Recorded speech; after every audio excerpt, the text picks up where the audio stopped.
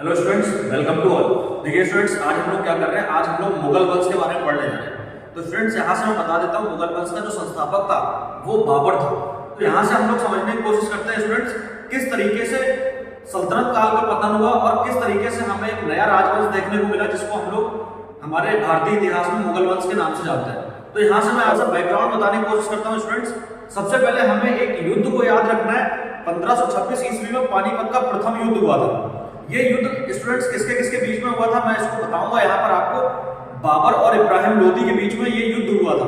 तो स्टूडेंट्स, इस युद्ध में क्या था कि बाबर ने इब्राहिम लोदी को परास्त कर दिया और इस तरीके से हमने देखा कि सल्तनत काल का पूरी तरीके से अंत हो गया और उसके बाद में हमें एक नया राजवंश देखने को मिला, जिसको हम लोग मुगल वंश के नाम से जानते हैं। और स्टूडेंट्स, यहाँ से एक बात और बता देता हूँ आपको। जहीरुद्दीन मोहम्मद बाबर के द्वारा एक ऐसे राजवंश की नींव डाली गई जो 330 लगभग 330 वर्षों तक हमें हमारे भारतीय इतिहास में देखने को मिलता है। तो स्टूडेंट्स, चलिए हम लोग आज समझते हैं मुगल वंश के बारे में। तो यहाँ से हम लोग सबसे पहले अपने हेडिंग को डाल लेते हैं। देखिए, मुगल वंश।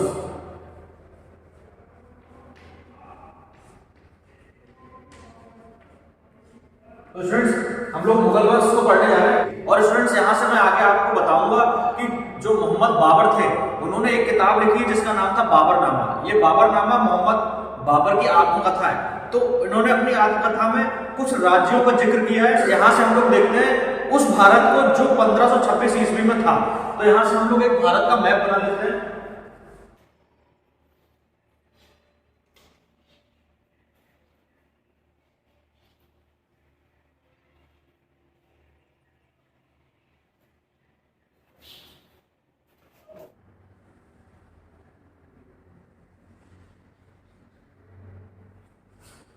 ये है भारत का मैप। अब हम लोग देखते हैं स्टूडेंट्स, जो बाबर ने अपनी आत्मकथा में जो शासकों का जिक्र किया है वो कौन कौन से शासक थे। तो सबसे पहले उन्होंने जो राज्य बताए वो कौन कौन से थे, वो हम लोग यहाँ पर देख लेते हैं। सबसे पहले उन्होंने बंगाल के शासक का जिक्र किया है। तो यहाँ पर बंगाल। उसके बाद उनकी किताब में हमें जिक्र मिलता है राजपूताना शासकों का। राजपूताना शासक। उसके बाद स्टूडेंट्स, यहां पर दिल्ली के एक शासक का भी जिक्र हमें मिलता है। उसके बाद स्टूडेंट्स, हमने देखा उनकी किताब में विजयनगर साम्राज्य का भी जिक्र मिलता है। तो इसको हम लोग इस तरीके से लिख सकते हैं, विजयनगर साम्राज्य। विजयनगर। उसके बाद स्टूडेंट्स, बाबर ने बहमनी साम्राज्य के बारे में भी लिखा है। तो यहां से हम लोग लिख सकते हैं बहमनी साम्राज्य। बहमनी साम्राज्य। उसके बाद स्टूडेंट्स, उनकी किताब में हमें एक मालवा के शासक का भी जिक्र मिलता है। तो यहां से हम लोग देख सकते हैं, ये है मालवा का क्षेत्र। तो इसको चौक को चेंज कर लेते हैं यहां से, मालवा। इसी तरीके से स्टूडेंट्स, हमें गुजरात के शासक का भी जिक्र मिलता है। तो यहां से हम लोग लिख सकते हैं गुजरात। तो स्टूडेंट्स, मोहम्मद बाबर ने अपने आत्मकथा में इन राज्यों का जिक्र किया था। तो स्टूडेंट्स, इस तरीके के क्वेश्चन भी हमारे पेपर्स में पूछे जाते हैं, तो हम लोग यहां से याद रखेंगे। ये अपने आप में बहुत ज्यादा मोस्ट इंपॉर्टेंट है स्टूडेंट्स। और इसमें 2 हिंदू शासक थे जिनका जिक्र उन्होंने किया है। नंबर 1 विजयनगर साम्राज्य, नंबर 2 मेवाड़। तो स्टूडेंट्स, यहां से ये भी पूछा जाता है कि 2 हिंदू शासकों का जिक्र हमें बाबरनामा मिलता है। उसके बाद जो 5 शासक थे वो मुस्लिम शासक थे, उनका जिक्र भी हमें बाबरनामा मिलता है। तो स्टूडेंट्स, जो 5 मुस्लिम शासक थे वो कौन कौन से थे? गुजरात, मालवा, बंगाल, दिल्ली और उसके बाद बहमनी साम्राज्य। तो इस तरीके से ये 5 शासक थे जो जहीरुद्दीन मोहम्मद बाबर की किताब में हमें देखने को मिलते हैं। अब स्टूडेंट्स, हम लोग पढ़ते हैं जहीरुद्दीन मोहम्मद बाबर के जीवन परिचय के बारे में। तो स्टूडेंट्स, सबसे पहले हम लोग यहां पर लिख लेते हैं, यहां से हम लोग लिख लेते हैं मुगल साम्राज्य। इसका संस्थापक कौन था? यहां से हम लोग लिख सकते हैं संस्थापक जहीरुद्दीन मोहम्मद बाबर था। बाबर का जो जन्म है वो फरगना में हुआ था। तो स्टूडेंट्स, इनके जो पिताजी थे उनका नाम था उमर शेख मिर्जा। तो उमर शेख मिर्जा स्टूडेंट्स मंगोल थे। तो स्टूडेंट्स, इसको भी आप लोग आसानी से याद रख सकते हैं, मंगोल और ना से ही होता है मुगल। तो स्टूडेंट्स, सबसे पहले हम लोग लिख लेते हैं कि बाबर का जन्म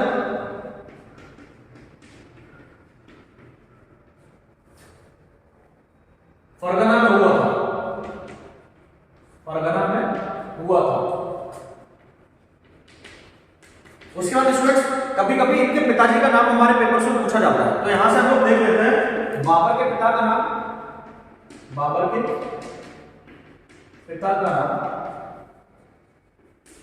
उमर शेख मिर्जा था, उमर शेख मिर्जा। हाँ स्टूडेंट्स उमर शेख मिर्जा ये मंगोल वंशज के थे, तो इसीलिए हम लोग यहां पर याद रखेंगे कि जो बाबर था वो भी मंगोल था। लिख सकते हैं 11 वर्ष की आयु में, 11 वर्ष की आयु में बाबर फरगना का शासक बना। तो स्टूडेंट्स ये फरगना जो जगह है वो मध्य एशिया में पड़ती है, तो उज्बेकिस्तान के आसपास का जो क्षेत्र है वो पहले फरगना के नाम से जाना जाता था। तो हम लोग यहां पर याद रखेंगे मध्य एशिया में फरगना जगह पड़ती है। तो 11 वर्ष की आयु में इसको शासक बनाया गया। स्टूडेंट्स आप लोग समझ सकते हैं 11 वर्ष की आयु कितनी कम होती है। उसके बाद हम लोग देखते हैं बाबर ने हमारे भारत पर कई आक्रमण किए थे।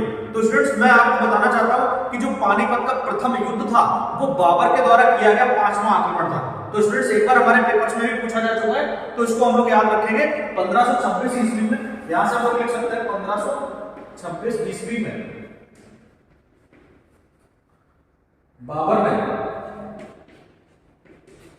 भारत पर आक्रमण किया। स्टूडेंट्स पानीपत का जो प्रथम युद्ध है हमारे पेपर्स के लिए बहुत ज्यादा इंपॉर्टेंट रहेगा, क्योंकि यहां से कई सारे क्वेश्चन हमें देखने को मिलते हैं। तो इस युद्ध के बारे में हम थोड़ा सा विस्तार से पढ़ेंगे, तो मैं इसको मिटा देता हूं। अब हम लोग पढ़ते हैं पानीपत के प्रथम युद्ध के बारे में। स्टूडेंट्स यहां से मैं आपको बता देता हूं 1526 ईस्वी से लेकर 1530 ईस्वी तक जहीरुद्दीन मोहम्मद बाबर के द्वारा लगातार युद्ध किए गए। वही युद्ध हमारे लिए पेपर्स के लिए बहुत ज्यादा इंपॉर्टेंट है। तो कौन कौन से युद्ध किए गए वो मैं आपको बता देता हूं। यहां से इसको मैं मिटा देता हूं।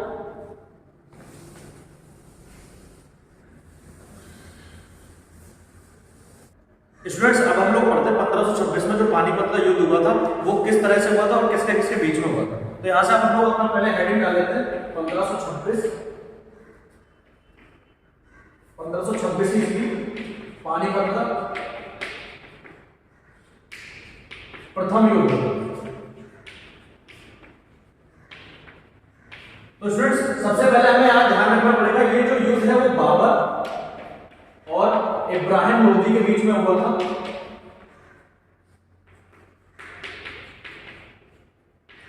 तो स्टूडेंट्स यही वो युद्ध था जिसने ये डिसाइड कर दिया कि अब भारत पर सल्तनत काल पूरी तरीके से समाप्त होगा और अब नया राजवंश स्थापित होगा जिसको हम लोग मुगल वंश के नाम से जानेंगे। स्टूडेंट्स इस युद्ध में हमें कुछ परिवर्तन देखने को मिले हैं, जैसे बाबर के द्वारा पहली बार इस युद्ध में तोपखाने का प्रयोग किया गया था। तो ऐसा लोग लिख लेते हैं इसको, पहली बार तोपखाने का प्रयोग।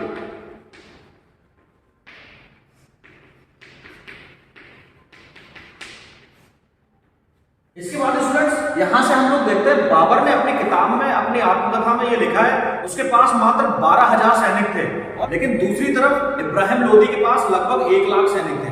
तो स्टूडेंट्स यहाँ 12,000 की सेना लेकर बाबर ने पूरी तरीके से इब्राहिम लोदी की सेना को रौंद डाला।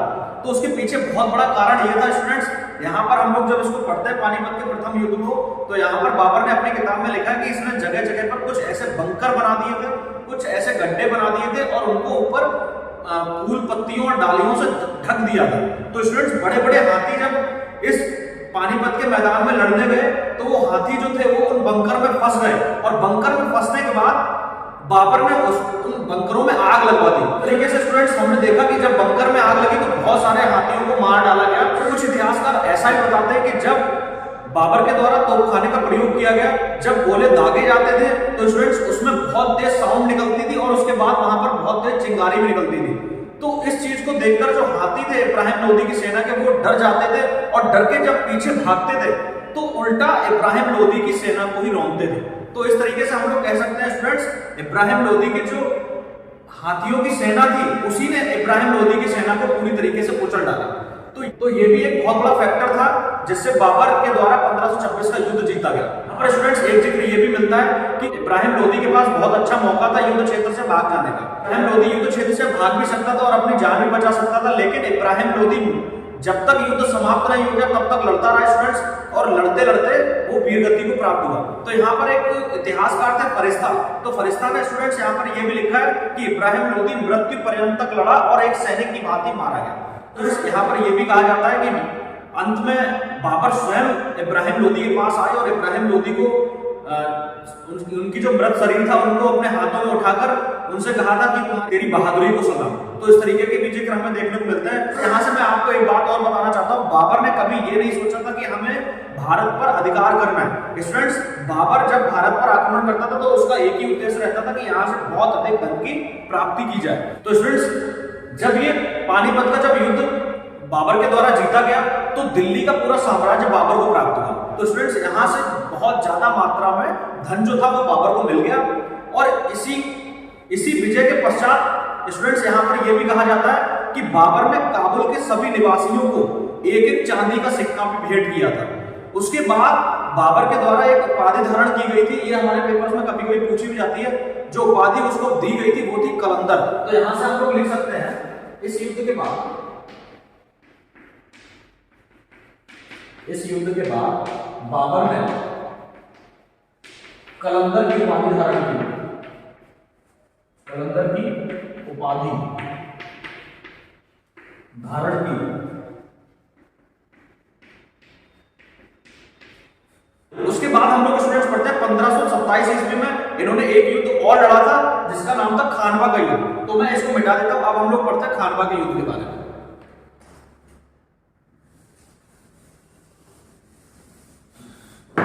तो स्टूडेंट्स, यहां से अपना हेडिंग डाल लेते हैं। अब हम पढ़ेंगे खानवा का युद्ध 1527 ईस्वी, खानवा का युद्ध।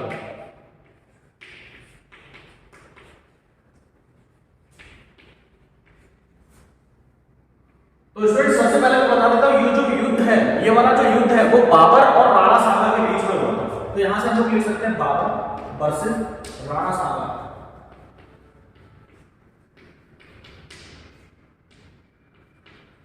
तो स्टूडेंट्स, यहां पर जो हम लोग देख रहे हैं राजपूताना शासक, तो राणा सांगा एक राजपूत थे। यहां पर यह भी बताया जाता है कि राणा सांगा के द्वारा ही इनवाइट किया गया था बाबर को भारत पर आक्रमण करने के लिए। और वो स्टूडेंट्स, ये वो युद्ध था इसमें बाबर के द्वारा जिहाद का नारा दिया गया था। तो ये भी हमारा स्टूडेंट्स एक बार क्वेश्चन पूछा गया था कि जिहाद का नारा बाबर ने किस युद्ध में दिया। तो यहां से हम लोग लिख सकते हैं बाबर के द्वारा जिहाद का नारा दिया गया, जिहाद का नारा दिया गया। इस युद्ध के बाद स्टूडेंट्स बाबर ने एक उपाधि धारण की थी जिसका नाम था गाजी। तो यहां से हम लोग लिख सकते हैं बाबर ने जीत के बाद गाजी की उपाधि धारण की।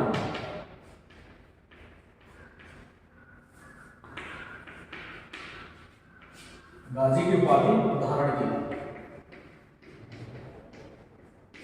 तो स्टूडेंट्स, अब हम इस युद्ध के बारे में थोड़ा सा डिस्कस कर लेते हैं। इस युद्ध में ऐसा बताते हैं कि स्टूडेंट्स, राणा सांगा जब लड़ रहे थे तो उनके चेहरे पर एक तीर आकर लगा। तो चेहरे पर जब तीर आकर लगा तो स्टूडेंट्स, राणा सांगा अपने घोड़े से नीचे गिर गए और उसके बाद उनका कोई विश्वास पात्र था, उसने राणा सांगा को एक सुरक्षित जगह पर पहुंचा दिया। और सुरक्षित जगह पर पहुंचाने के बाद स्टूडेंट्स, राणा सांगा का जो मुकुट था वो किसी और व्यक्ति ने अपने सर पर पहन लिया। तो बाबर ये समझते रहे कि सामने जो मुकुट पहना है वही राणा सांगा है, लेकिन रियलिटी कुछ और थी। तो स्टूडेंट्स, इस तरीके से राणा सांगा इस युद्ध से सुरक्षित बच के कहीं दूसरी जगह चले गए। तो यहाँ पर स्टूडेंट्स, जो बायां हाथ था वो राणा सांगा का इस युद्ध में चला गया था। और स्टूडेंट्स, यहीं पर इसी युद्ध में ये एक कहावत भी कही गई है कि 80 घाव लगे थे तन में फिर भी व्यथा नहीं थी मन में। तो स्टूडेंट्स, राणा सांगा के लिए ही ये कहावत कही गई है। इसके बाद स्टूडेंट्स, हम लोग देखते हैं 1528 ईस्वी में एक युद्ध और लड़ा गया। तो स्टूडेंट्स, इस तरीके से हम लोग देखते हैं 1526, 1527, 1528, 1529 में लगातार बाबर के द्वारा कुछ युद्ध लड़े गए। अब हम लोग पढ़ लेते हैं 1528 के युद्ध के बारे में। तो स्टूडेंट्स, मैं इसको मिटा देता हूं। अब यहां से स्टूडेंट्स हम लोग हेडिंग डालते हैं 1528 ईस्वी। 1528 ईस्वी चंदेरी का युद्ध,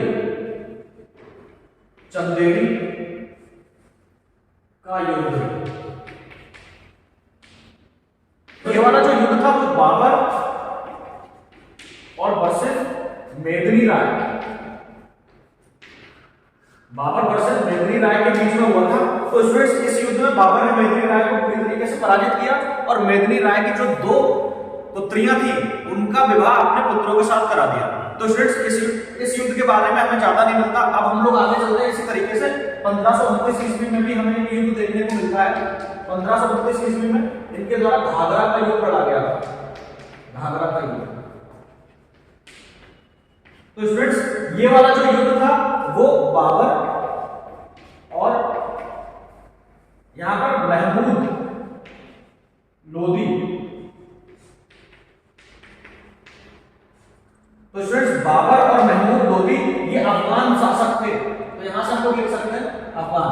तो स्टूडेंट्स 1529 ईस्वी में घाघरा का जो युद्ध लड़ा गया था वो बाबर और महमूद लोदी के बीच में लड़ा गया था। इस युद्ध में भी बाबर ने महमूद लोदी को पूरी तरीके से पराजित किया। इस तरह से हमने देखा स्टूडेंट्स दिल्ली पर बाबर का साम्राज्य हो गया। स्टूडेंट्स इस तरीके से हमने देखा ये लगातार 4 युद्ध बाबर के द्वारा लड़े गए। कभी कभी हमारे पेपर्स में इनका क्रम भी पूछ लिया जाता है। तो स्टूडेंट्स इनका क्रम याद रखना बहुत ही सिंपल है।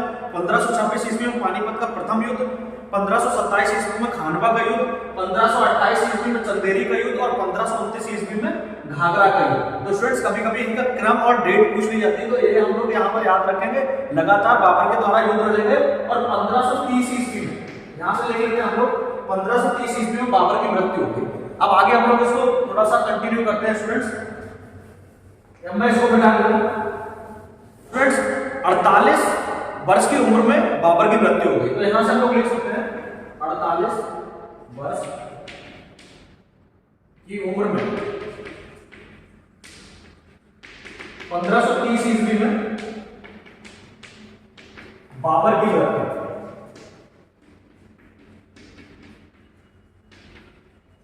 तो स्टूडेंट्स ये भी हमारे लिए इंपॉर्टेंट रहेगा। पहले बाबर का जो मृत शरीर था उसको आगरा के आराम बाग में दफनाया गया था, लेकिन बाद में इसके मृत शरीर को फिर काबुल ले जाया गया। तो स्टूडेंट्स इस तरीके से बाबर का जो मकबरा हमें देखने को मिलता है वो काबुल में देखने को मिलता है। तो यहां से हम लोग लिख सकते हैं पहले बाबर को आगरा के आराम बाग में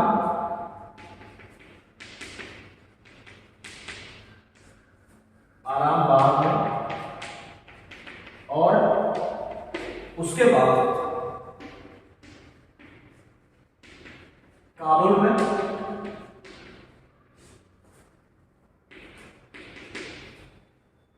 दफनाया गया। तो स्टूडेंट्स ये कुछ इंपॉर्टेंट फैक्ट्स थे जो हमें यहां से याद रखने। अब हम लोग चलते हैं आगे स्टूडेंट्स। अब मैं इसको मिटा देता हूं। स्टूडेंट्स कुछ इंपॉर्टेंट फैक्ट्स हम लोग यहां से और देखने की कोशिश करते हैं। सबसे पहले यहां पर देख लेते हैं बाबर ने तुर्की भाषा में अपनी एक आत्मकथा लिखी थी जिसका नाम था बाबरनामा। तो यहां से हम लोग लिख सकते हैं बाबर ने तुर्की भाषा में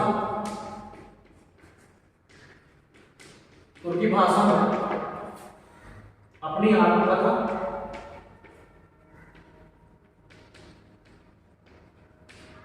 बाबरनामा लिखी है।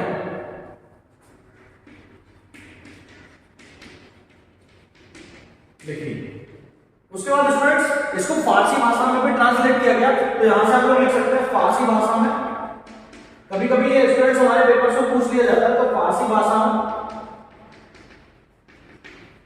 अब्दुल रहीम खानखाना के द्वारा लिखी गई। इसको ट्रांसलेट किया गया फारसी भाषा में अब्दुल रहीम खानखाना के द्वारा। यहां से लिख सकते हैं अब्दुल रहीम खानखाना। उसके बाद स्टूडेंट्स अंग्रेजी भाषा में भी लिखी जो आत्मकथा थी उसको ट्रांसलेट किया गया है। तो यहां से हम लोग लिख सकते हैं अंग्रेजी भाषा में। अंग्रेजी भाषा लीडन, यहां से लिख सकते हैं लीडन। और 2 व्यक्ति हैं स्टूडेंट्स और एरस्किन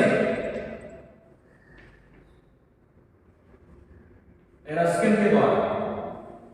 तो स्टूडेंट्स लीडन और एरस्किन के द्वारा इसको अंग्रेजी भाषा में भी लिखा गया। तो स्टूडेंट्स ये कुछ इंपॉर्टेंट फैक्ट्स थे जो हमें यहां से याद रखने हैं। और यहां से एक चीज हमें और याद रखनी स्टूडेंट्स, बाबर ने एक नई शैली चलाई थी पद्य भाषा को लिखने की। तो पद्य भाषा को लिखने के लिए यहां पर एक नई शैली चलाई गई थी जिसका नाम था मुवय्यान। तो यहां से हम लोग लिख सकते हैं, कभी कभी पेपर्स में हमारे पूछ लिया जाता है कि गद्य की नई शैली मुबैयान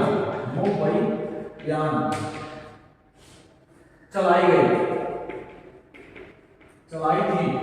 तो ये भी बाबर के द्वारा ही इसका प्रयोग किया गया था। तो स्टूडेंट्स बाबर के बारे में ये कुछ इंपॉर्टेंट फैक्ट्स थे जो हमें यहाँ से पढ़ने थे। अब हम लोग नेक्स्ट शासक हुमायूं के बारे में पढ़ेंगे स्टूडेंट्स। आज के लेक्चर में हम लोग इतना ही रखते हैं, बाकी नेक्स्ट टाइम रखते हैं। Okay, thank you very much.